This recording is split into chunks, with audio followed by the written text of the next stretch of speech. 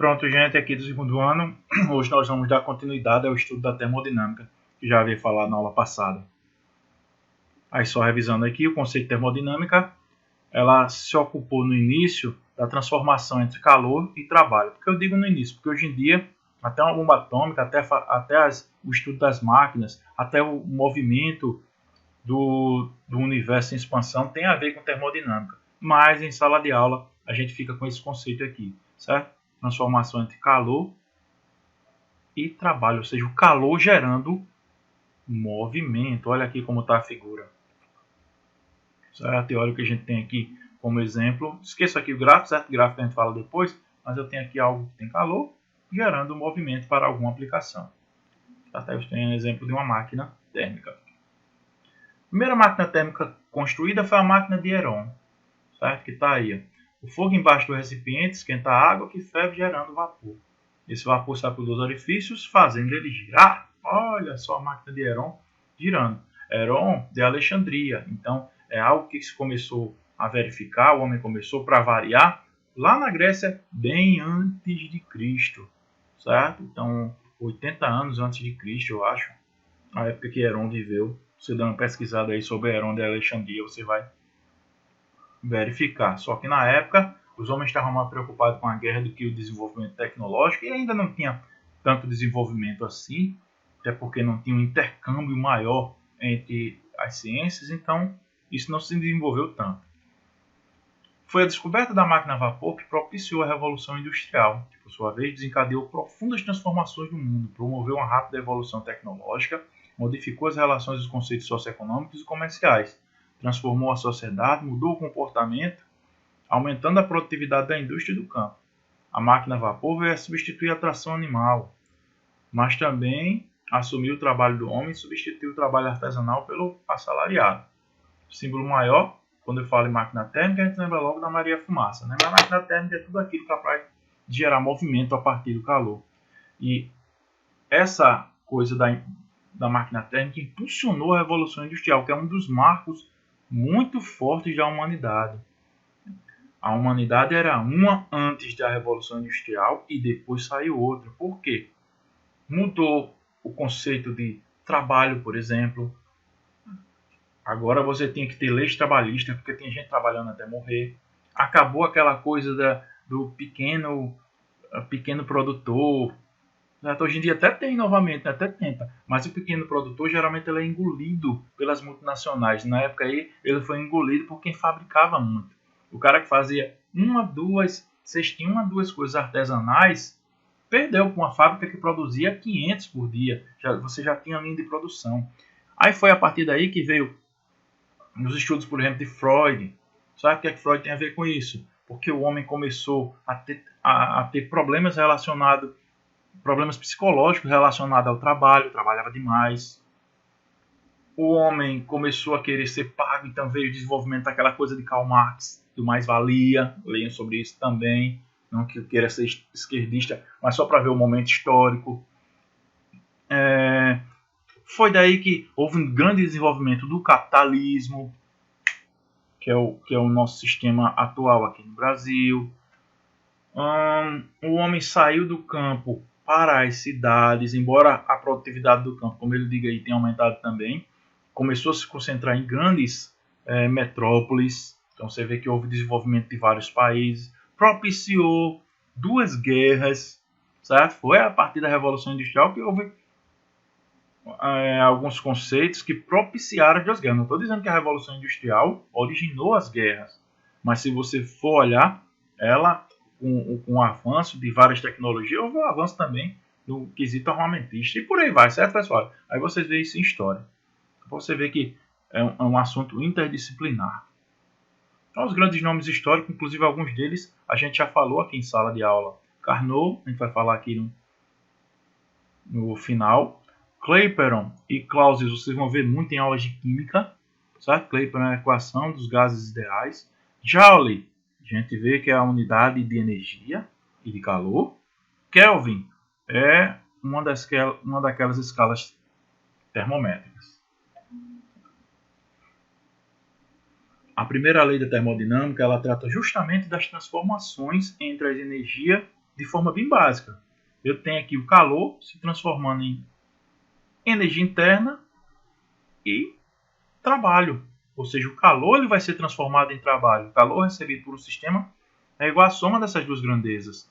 Ah, olha, essa animação mostra isso. Você vai ter aqui, ó, eu tenho aqui o calor, calor aqui. Esse calor vai fazer a energia que está aqui nesse cilindro variar.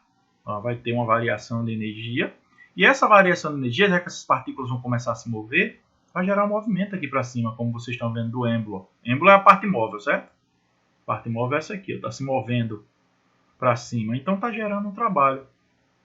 No fim das contas, o calor da vela aqui está gerando esse movimento, né? O calor está se transformando em trabalho.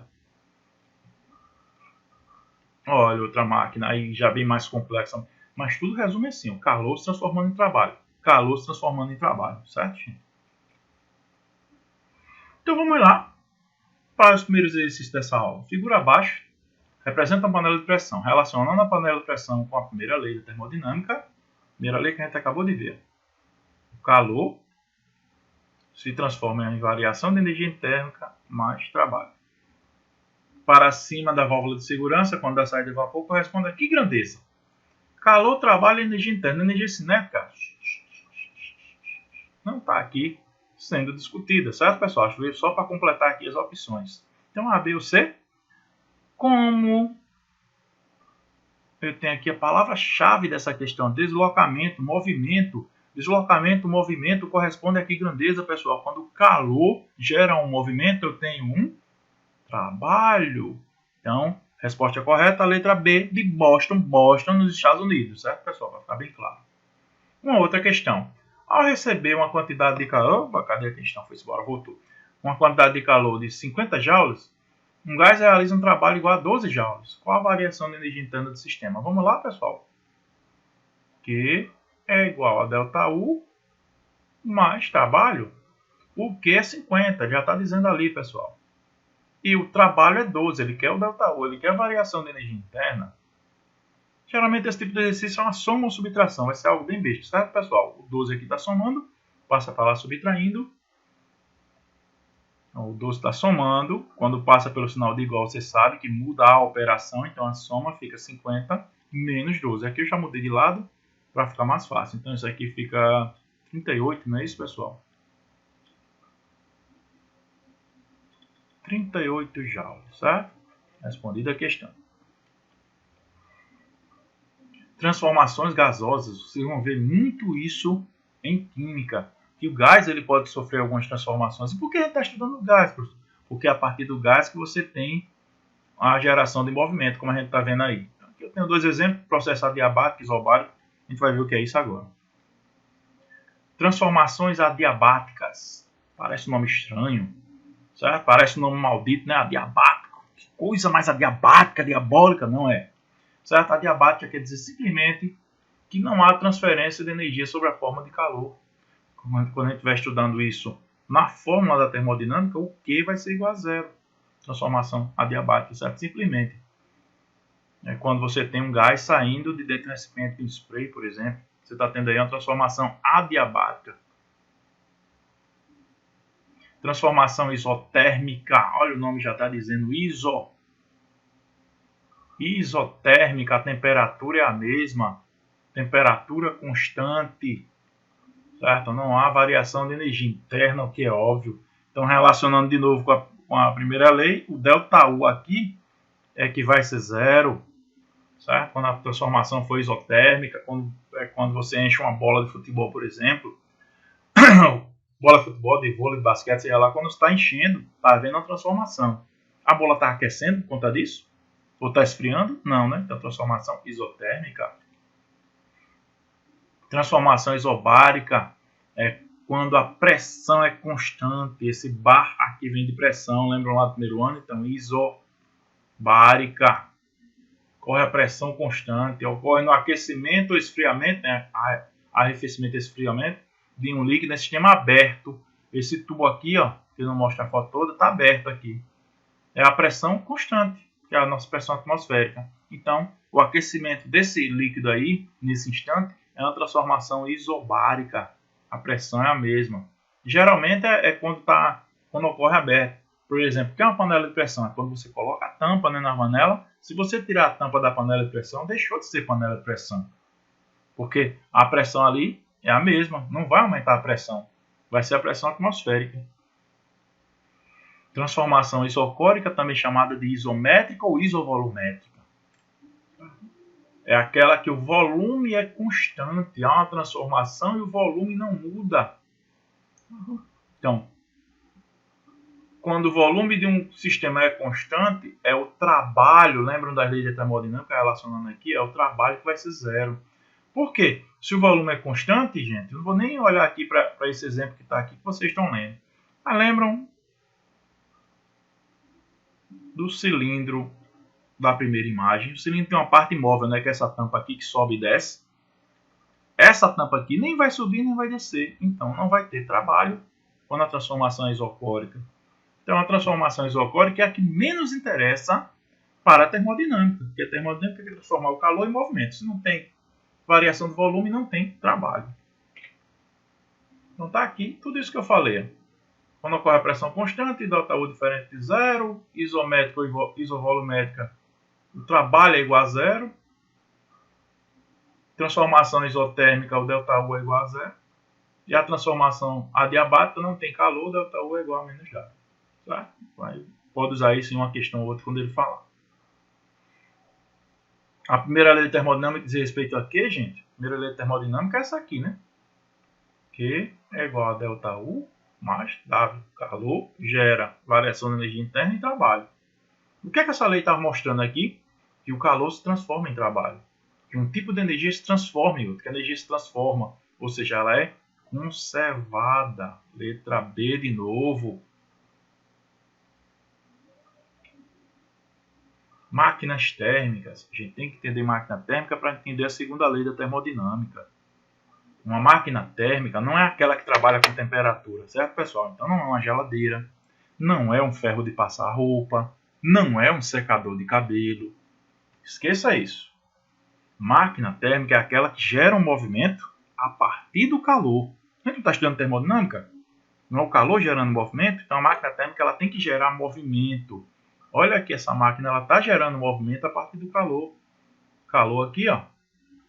E gera movimento em ciclo. Que o homem aprendeu a transformar os movimentos. O movimento é em linha reta, que tem a questão de biela, manivela, pistão e por aí vai. São peças para quem vai estudar engenharia. Mas ela gera movimento. Aí, a partir daí, deu-se a criação, por exemplo, até da energia elétrica. Futuramente a gente vai ver. São dispositivos que operam em ciclos, porque ficam se repetindo, retiram o calor da fonte quente e convertem parte desse calor em trabalho. Veja que eu frisei bem, ó, parte deste calor. Né? Daqui a pouco vocês vão ver por quê. E rejeita o restante para uma fonte fria. Exemplo, máquina a vapor, motor a combustão. É um princípio, inclusive, de funcionamento de motor de um automóvel. Tá, e mais máquinas térmicas gerando todo tipo de movimento, todo tipo de aplicação. Então tinha máquina térmica em barco, tinha máquina térmica em um trem. Olha as aplicações que eu falei para vocês da época, né? Locomotiva a vapor, barco a vapor, outras máquinas que funcionaram a produção nas fábricas. Então tem aqui ó, as máquinas nas fábricas, aqui um carro a vapor. Aqui eu confesso que eu não sei nem o que é isso, mas é algo a vapor, aqui um barco a vapor, a famosa Maria Fumaça. São várias aplicações. Veja que aí não tem nem ferro de passar, nem secador de cabelo, certo? Isso não é máquina térmica. Máquina térmica, para quem não vai ver engenharia, o esquemazinho é muito simples. Só para quem não vai ver. É simplesmente isso aqui, ó. Máquina térmica. Você bota uma bola, um quadrado, uma bola geralmente é representada. Tá aqui minha máquina. Essa máquina é o quê, professor? Essa máquina é meu navio. Essa máquina é meu motor. Essa máquina é minha Maria Fumaça. Então não me interessa como ela vai funcionar. Isso aí é para quem vai ver engenharia. Certo, gente? Futuramente. Para mim a máquina está aqui. Como é que funciona a máquina para física? Ela recebe o calor, pega esse calor e transforma em trabalho. Eita, seria perfeita essa curvazinha aqui, né? O calor, a máquina transformou em trabalho. Só que tem um porém, gente. O calor, como eu falei para vocês algumas aulas atrás, é uma energia muito difícil de ser contida. Lembram? como falei de calor, então sempre vai haver uma perda. Essa parte aqui, a fonte fria, que geralmente é o meio, é uma rejeição. Se você se aproximasse de uma caldeira de um trem, enquanto ele estivesse em movimento, você iria sentir o calor de longe, porque está havendo uma perda para o meio. Essa fonte fria aí é a perda. Então, com isso, a gente chega à noção do cálculo de rendimento, que alguns livros chamam de R, e outros livros usam a letra grega chamada Ni, que é esse N que está aqui, certo? Com uma perninha maior. É o rendimento, simplesmente. E o que é o rendimento? Aí, o rendimento, aqui está em inglês, mas foi o mais genial que eu achei para você aprender a calcular o rendimento bem simples, certo? É o trabalho que sai dividido em relação ao calor que entra, ou seja, o que você aproveita. O que é que eu estou aproveitando aqui? O trabalho que é produzido, certo? É minha locomotiva saindo do lugar, meu barco saindo do lugar, minha máquina gerando movimento lá para a fábrica. Com relação ao que eu estou recebendo, não me interessa a perda no rendimento, não me interessa a perda. Perda, eu estou perdendo, certo? E no próprio rendimento vai dizer quanto eu perdi, se eu quiser. Então, é o calor que sai em relação, aliás, é o trabalho que sai em relação ao que entra. É o que sai em relação ao que entra. É o que sai em relação ao que entra. Certo? Então, é o que sai, que é o trabalho. Ah, professor, mas aqui o calor sai também, mas é o trabalho. Certo? Que é aproveitamento. Você não aproveita o calor que sai. Certo? O calor que sai é uma perda em relação ao que você está recebendo, que é a minha fonte quente. De novo, aqui o esquemazinho parado, para você pensar que isso não pode cair numa prova. Aqui a máquina térmica, calor recebido, calor perdido e o trabalho, certo? Realizado. Como é que eu calculo o rendimento aqui, gente? Trabalho sobre o calor recebido, o que você aproveita em relação ao que você recebeu, que alguns livros chamam de Q1, QH, eu prefiro dizer assim, o calor recebido, certo? E esqueça essa parte aqui, ó, da fonte fria, quando estiver calculando o rendimento. É o que você aproveita em relação ao que você recebeu. É o seu salário, certo? Então, vem novo. Uma máquina térmica cíclica, olha o exercíciozinho, recebe 500 joules de calor, já está dizendo que é o calor. Vamos desenhar a máquina térmica? Fica melhor, né? Estou recebendo aqui, ó,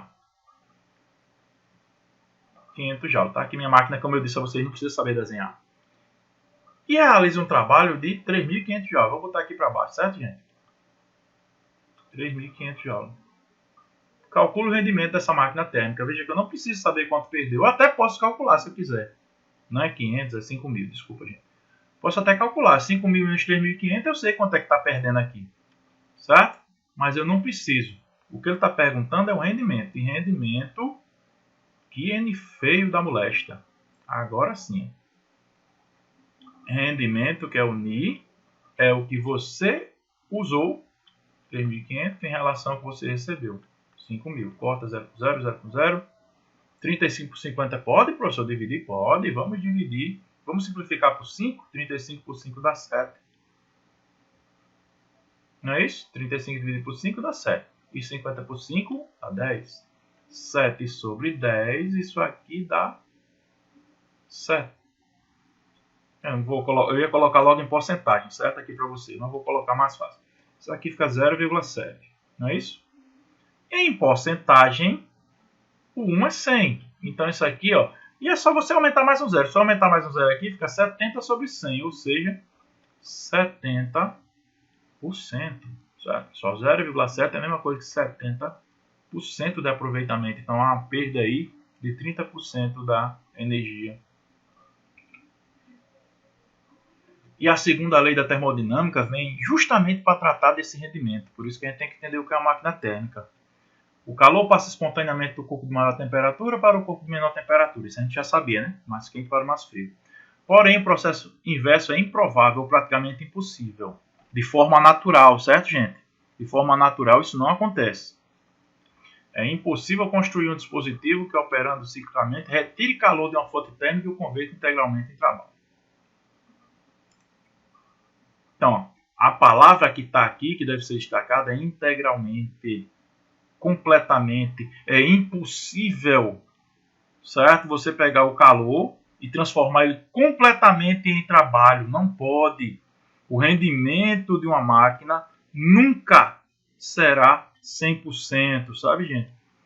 Você pode ter o maior rendimento possível, como a gente vai ver no final da aula, mas nunca vai ser 100%, 99%, 90%, 80%, 10%, 30%, mas nunca 100%.